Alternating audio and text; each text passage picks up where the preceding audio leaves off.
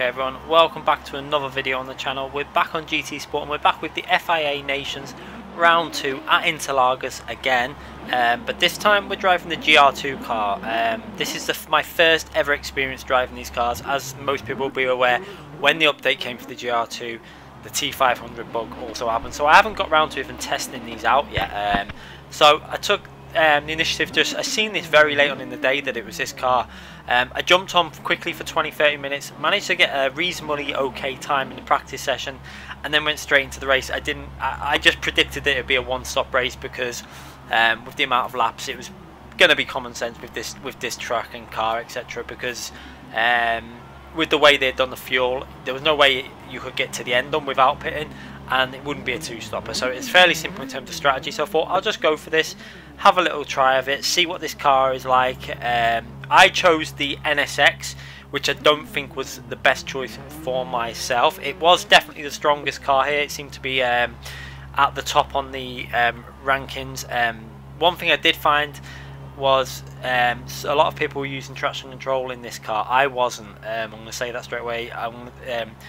The guy who's starting pole in this race, as you see, we qualified second. I totally messed up in qualifying. We should have been very close to getting pole. It would have been a good fight, but I didn't get a very good lap in. And that's one area I was struggling with, consistency, because I've never really driven this car before.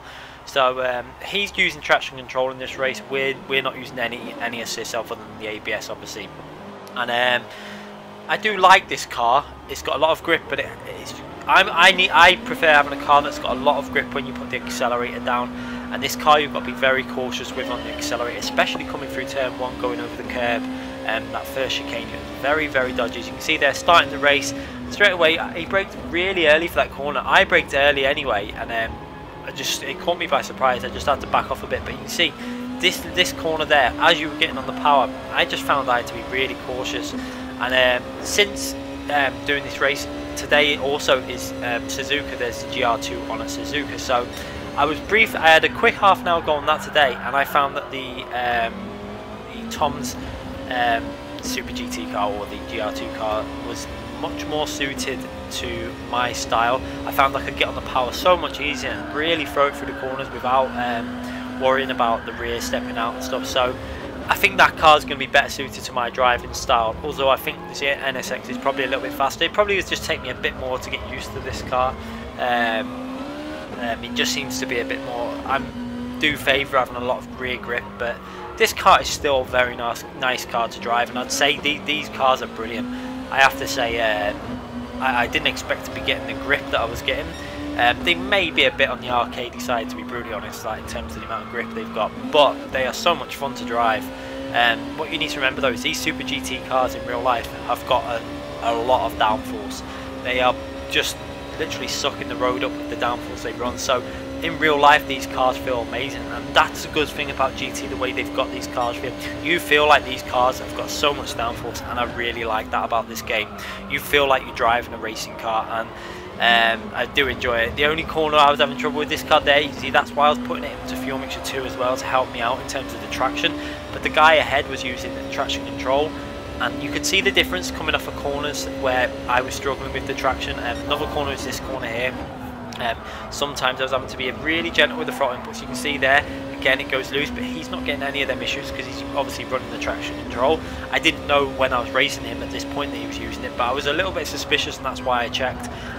When I went back to the replay, it was true, he was actually using the traction control system. As I did suspect there was something, because coming out of the last corner I noticed he was gaining attempted 2/10 on acceleration every single lap. And the only really explanation I could come up with, that it was probably something to do with using the traction control or something. So you can see, getting really close going through there, pushed it a little bit too much. You can see my consistency is not great at this stage. Obviously this is just my first ever race in this car, so I wanted to use it as more of a test and give my opinion to you guys, and obviously you can have a little watch of the race while I'm talking and go through it, obviously, because I knew I wouldn't really be up to speed with this car. It was a top split race, but it was the last race of the day, so the competition wasn't too high. Like I say, I'd been doing other videos, uploading stuff, and then by the time I finished, I had a little spare, probably about half an hour to practice with the car, then jump into the pre-session lobby and have another quick like practice with it, and then try and set a qualifying lap. And the qualifying didn't go brilliant, but it wasn't bad. We qualified P2, so it wasn't as bad as it could have been. And I just wanted to give my opinion on the car, to be honest. I saw the race there and thought, why not, we'll do it. I don't expect to qualify for the top 24 stars racing this week, because I just haven't got the time at the moment to put the practice in and stuff and really go at it. But I just wanted to test this out and see how this car handles.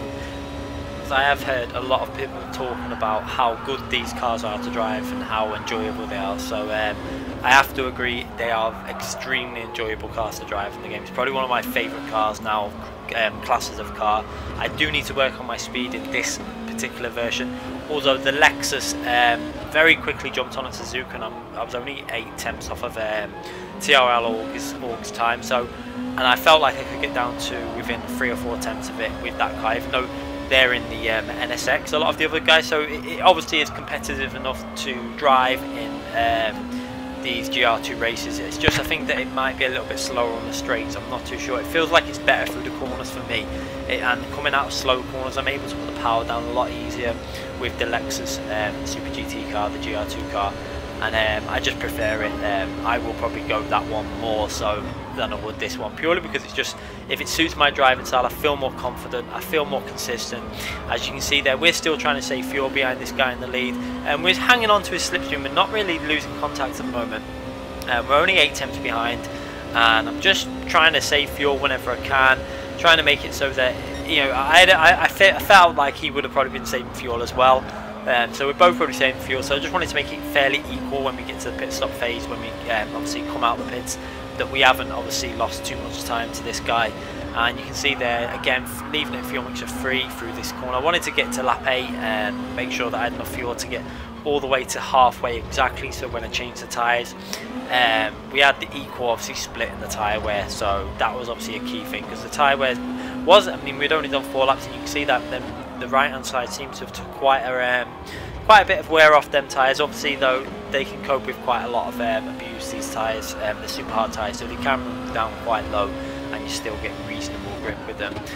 You can see our lap's not really that brilliant at the moment, it's 25.7, but we're running obviously the fuel modes in different settings. We're not really going through to a one fuel mode the whole race.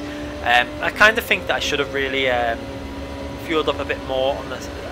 My plan was basically just to copy this stint that I did here in the next stint. I probably should have fueled up a bit more and tried going for it a bit more, even if we would have fell back. But it was just the consistency coming through these corners. I was really having to be really nervous getting on the power.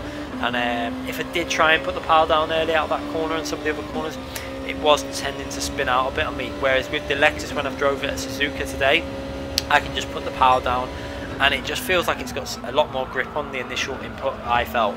Unless it's probably just that it suits my style of driving a lot more the Lexus. And I haven't drove the Nissan yet. The next time I see a GR2 race come up, I think it's going to be in the Nations Cup if I've got a chance to do it again, which I probably won't use the Nissan for in there unless it's a reasonably competitive car. Obviously I want to use, I'll probably use the Lexus in that one because I feel comfortable with it. And then next time I see the GR2 class come up again, we'll probably try the Nissan out and see what I think of that one, see if I like it as much as the Lexus. I'm not too sure how that one handles. I did want to drive the Nissan first, but it seems to be the weaker of the three from what I've seen on the leaderboard so far. So I think what they need to do, from what I've seen on the leaderboards, is maybe leave the Lexus as it is, give maybe the Nissan a percent weight decrease or a percent power increase, and then knock down the NSX by maybe 1% or a 1% increase in weight. That's what I would do, and you probably find that they're very close after that. That's from what I can tell from the leaderboards at the moment. It does seem like the NSX is a stronger one, so maybe knock that down a percent, leave the Lexus as it is, and then bring up the Nissan possibly. I'm not too sure with the Nissan. I'm just going by what I've personally seen on the leaderboards. But as you can see there, we dropped back a bit here now. We're about 1.4, is it 1.4 seconds behind? So you can see I'm starting to use one fuel mixture again for a bit because I want to get back into his slipstream and get a little bit closer to him. So we did that fairly easily. As soon as we put one on, we're back down to 1 second behind him. So we're back into fuel mixture 2 again, saving through these corners and trying to save some fuel for the pit stop phases. We run a little bit wide on that corner.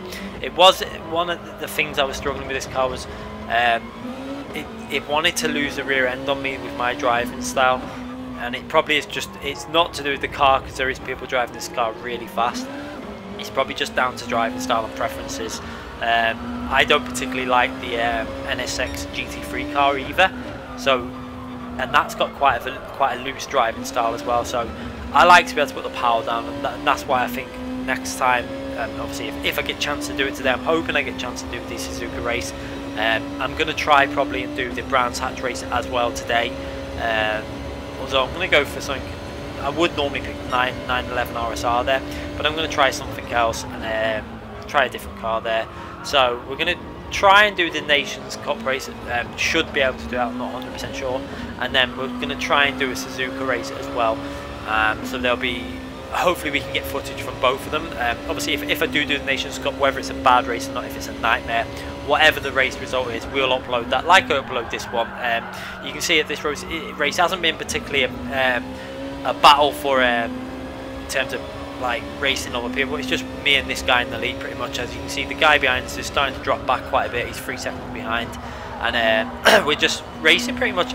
It was very much a game like cat and mouse at this stage. You can see he was pulling away a bit, I was gaining a bit, he got away, like he was just constantly staying around that 1 second gap, and that's what I kind of expected and was kind of wanting at this stage, because I was trying to save the fuel, but I think he was obviously saving the fuel as well. If I would have known about the traction control, I still don't think I would have used it, because I mean, it's okay for your first go. Yeah, it might have made me more competitive, and I probably would have been a fair bit faster for this race. But I think if I had carried on racing it, I think traction control off is the fastest way. It's a case of just getting used to it. So from my initial first ever run, it might have been a bit faster, but it would have messed me up for later runs having traction control on, because you start getting too confident on the accelerator, putting the power down, and then when you come to taking off, you just find that you're spinning out everywhere. So that's one advice I would get. If you do, you know, fair enough if some people have to run it on traction control on all the time, pretty much for every car, or they just can't drive the cars, then that's fair enough, just keep it on. But if you want to get better at the game, my advice would be to take it off, practice, keep practicing with it off, and eventually you will become better on the throttle inputs. You only learn by your mistakes. That's what I say with like any racing game. The only games that I do tend to run traction control on is games like Assetto Corsa and Project Cars and iRacing, because if you take the traction control off completely, you'll just be spinning around for days. And especially on iRacing, you find most of the good drivers have the traction control on. The top split drivers all have pretty much some form of traction control on, the best on it, because the way they iRacing do their cars, and it's very similar to like Assetto Corsa.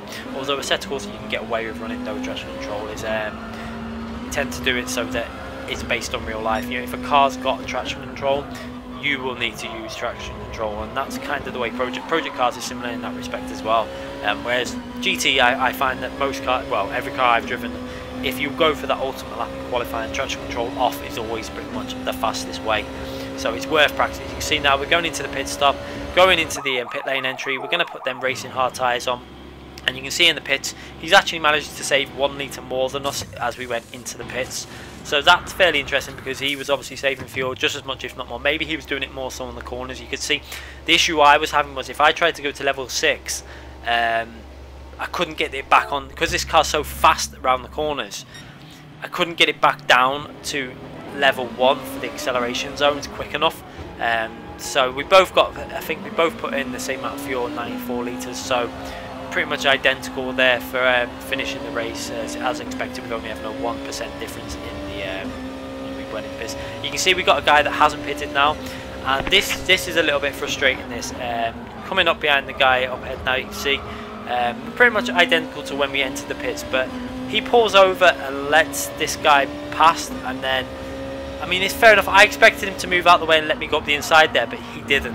He just decided to get him away, so I expected him to get out the way for this corner and let me pass here. He didn't. This was really starting to frustrate me at this stage. I thought, if you're going to let someone pass and you're not in our race, I felt like he could have just moved out the way a couple of times. He did eventually move out the way there, which is fair enough. He obviously wanted to get through them corners, but I think he should have just held. If he was planning on doing that, he should have. It's a hard one really, because I suppose he let the other guy pass through because he was nearer to the corner, and then we obviously came a bit later on in the corner, but I think he maybe should, if he was planning on letting us through, we had a perfect opportunity to go on the inside on that next corner, and now because of that we're now 2 seconds behind, and I'm a little bit frustrated. I was a bit annoyed, I have to say.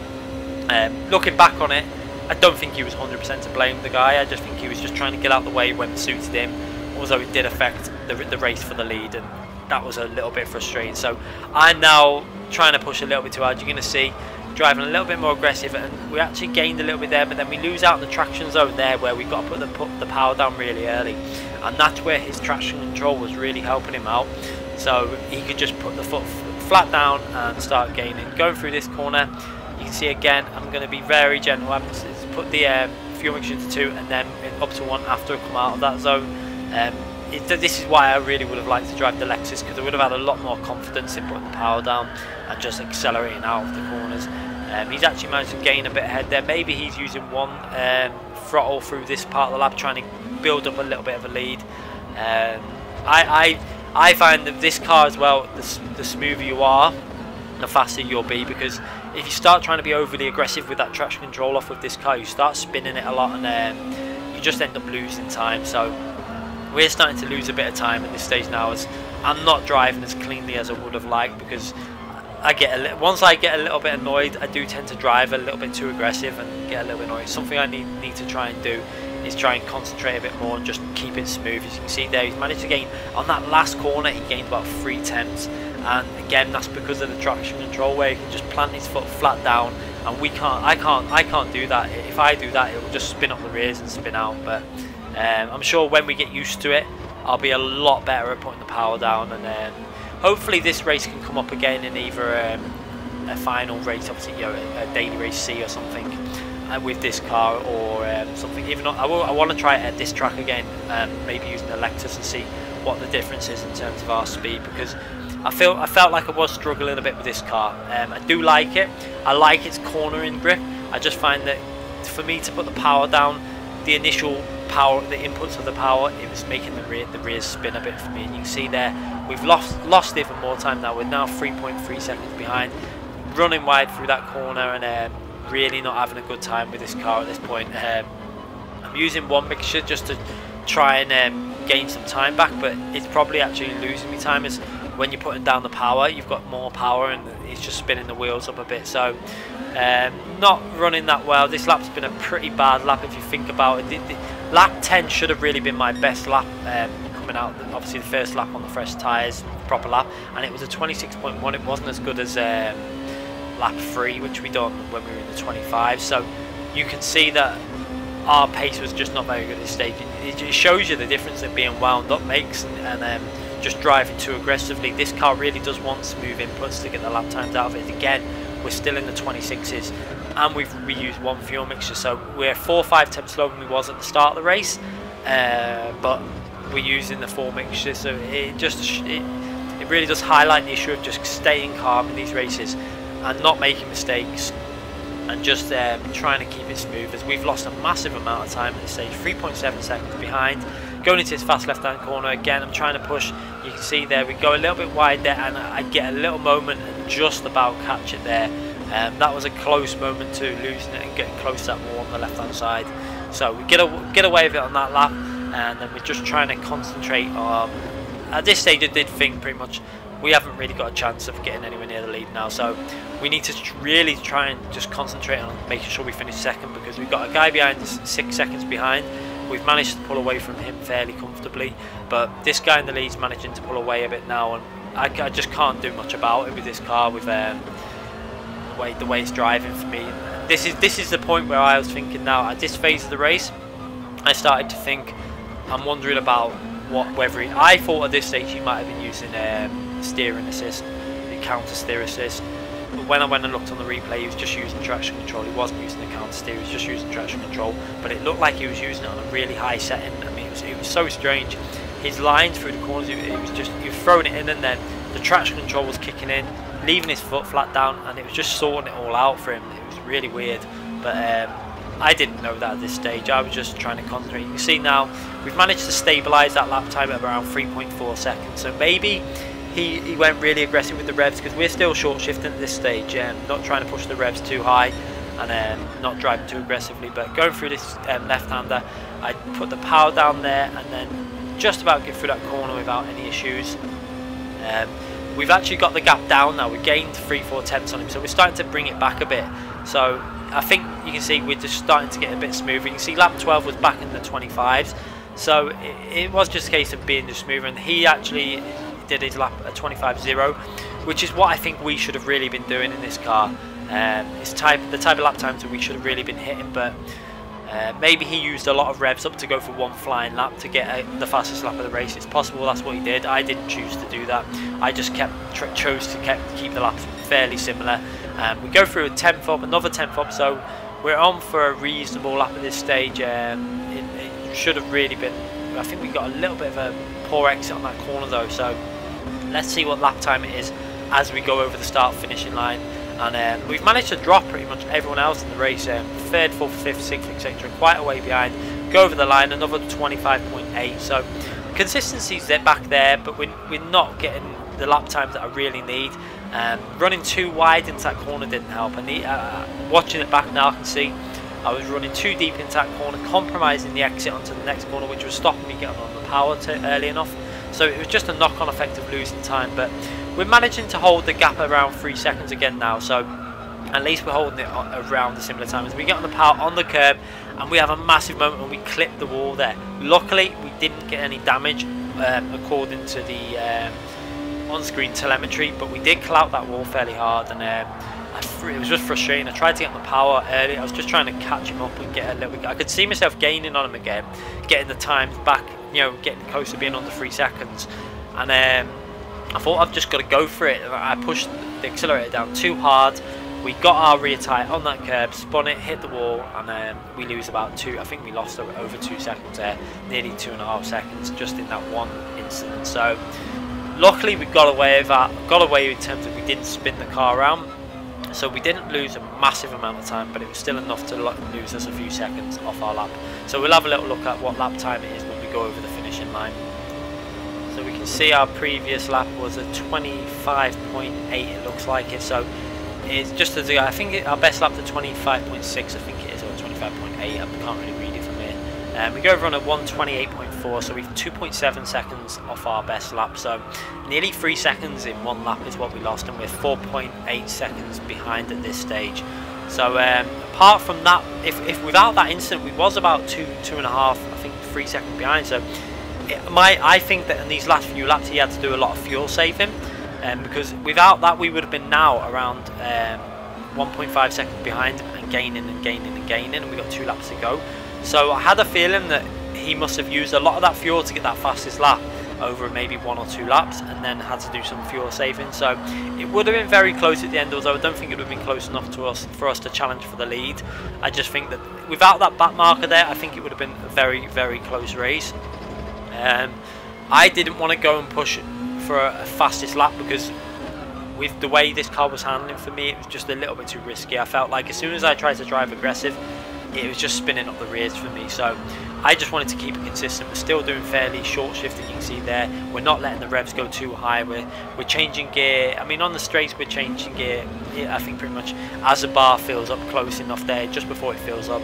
So I could have took the revs further, but obviously I wanted to make sure I could just drive with one mixture pretty much to the end by just short shifting. So we're down to 4.3 seconds behind, and so that shows you we would have been about 1.5 going into this final lap without that knock on the wall. But like I say, we made the mistake. It's an error that we'll try not to make next time. But for my first ever run in these cars, I was reasonably happy. I can understand that I've got to push a bit more. I can feel these cars have got a lot of grip, and hopefully if we can get some races done later tonight after the Nations race.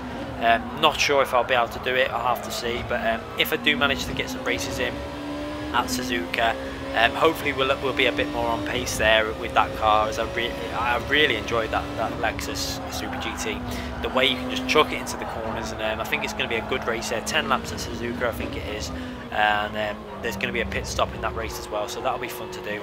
And then obviously we've got the Brands Hatch race that will be coming again tomorrow. It looks like we're going to mainly do the Nations races this week if I get a chance. I mean, I don't think we're going to be able to qualify because there's a lot of fast drivers that are obviously from the United Kingdom, so it is quite hard to get into that top 2. So for this week, it's just get better about practicing, trying some new cars out, and just getting some more experience in these top split, obviously FIA races, to learn a bit more in terms of strategy and try and improve our driving a bit, just to get a bit faster, because I still feel I've got a long way to go in terms of improving on this game, and hopefully we'll get there eventually in terms of getting right, like closer in the top 15, top 10 of the game. So you can see there we go over the line 4.7 seconds behind. Not the worst result, but not the best, but reasonably happy that with our first ever run in this car. It's an enjoyable car to drive, it's fun to drive, it's got plenty of grip. I do like the way they've done this car on this game. It kind of reminds me a little bit of the Project Cars DTM car that was on the original Project Cars, where you could just chuck it into the corners and it would grip so much. So fun car to drive, and I'll be looking for these GR2 races a lot more now that I've driven it for the first time. And make sure you subscribe to the channel if you want to see more of these races. We're going to be back uploading every single FIA race I do. I'll upload, whether it's a good or bad race, whether we have a nightmare or not. You know, I'll upload them to let you guys watch back what's been going on in the FIA for myself. And so make sure you click that like button if you've enjoyed the video. Subscribe and click that notification button so you don't miss any more future videos. And we'll be back with more GT Sport, more Assetto Corsa, and more Project Cars 2 very soon. Thanks again for watching, everyone.